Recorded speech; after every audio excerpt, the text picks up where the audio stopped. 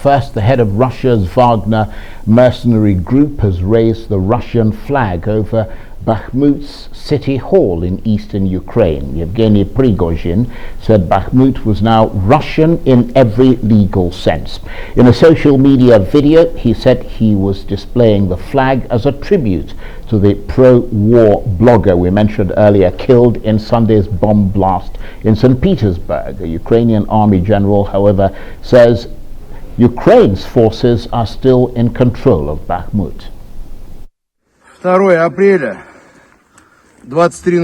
It is April 2nd, 11 p.m. The building behind me is the city administration building. This is a Russian flag. It says on the flag, "In good memory of Vladlen Tatarsky." From a legal point of view, Bakhmut has been taken, and the commanders that were storming the administration and the whole quarters will carry to install those flags. The flag of PMC Wagner, they were the guys who have stormed Bakhmut. From a legal point of view, it is ours. The enemy is concentrated in the western parts of Bakhmut.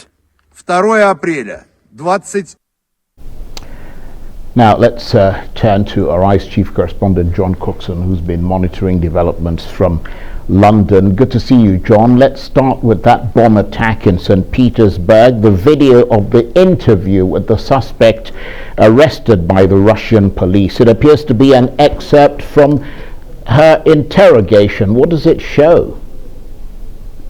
Shows, if you listen to the audio carefully there, that she's obviously been in custody for some hours, and I imagine it hasn't been very pleasant for her in the hands of her interrogators.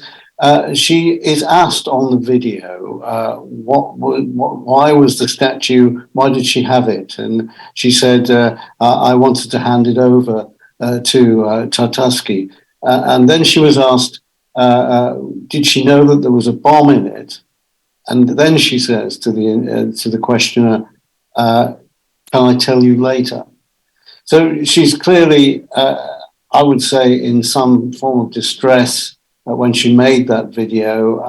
The questioning is going to go on for days now. As she said in the intro, the Russians believe that she was not acting alone, that she was part of some plot by supporters of Alexei Navalny, who was jailed in 2021. Navalny, of course, an opposition politician jailed by the Putin regime back in 2021.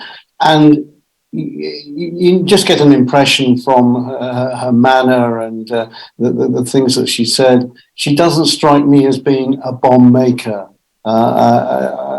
She was on the radar of Russian security services because she was quite an active anti-war protester, but that doesn't make her the maker of a device which was obviously quite sophisticated as far as bombs go. It obviously had a timer, and where did she get the explosives from? I suspect that she was not acting alone, that she was part of a bigger picture, and the Russians may well be on the right track if they're looking at some association with Navalny supporters somewhere along the line, Charles. And John, just talk to us about Mr. Tatarsky, the man who was blown up in that bomb attack. Yeah. I mean, how influential has he been, particularly since Russia's invasion of Ukraine? I understand he was actually born in Ukraine. Yes, but went to the Donetsk region and spent most of his early life there. And in fact, he was jailed for armed robbery at some point and was released from jail to fight with Donetsk separatists against the regime in Kiev. So there's quite a colourful background. He was influential. He had about 500,000 followers to his blog. And he was broadly supportive of President Putin and the war itself, although didn't hold back from criticizing some military generals and indeed Putin himself from time to time. So conspiracy theorists suggest that, in fact, that this assassination was a revenge for something. Although not so many people believe that. It looks like it was some kind of opposition plot. But he was, of course, a colourful character, and I featured in my report the fact that he said quite frequently that he effectively wanted to wipe Ukrainians off the face of the earth and to kill them. I mean, he was very vicious in his statements in his blog. And John, we understand that the cafe he was in is either currently owned or previously owned by Yevgeny Prigozhin, who leads the Wagner mercenary group. I understand Mr. Prigozhin has been raising the Russian flag to Mr. Tatarsky, his Wagner mercenary group claiming it now controls the city of Bakhmut in a legal sense. Yeah, Prigozhin actually used to own the cafe, if reports are correct that he sold it, but he certainly had ongoing connections with the cafe. And as you said, when he raised the Russian flag at City Hall in Bakhmut, he did, as you say, praise the blogger Tatarsky. So where are we at with that?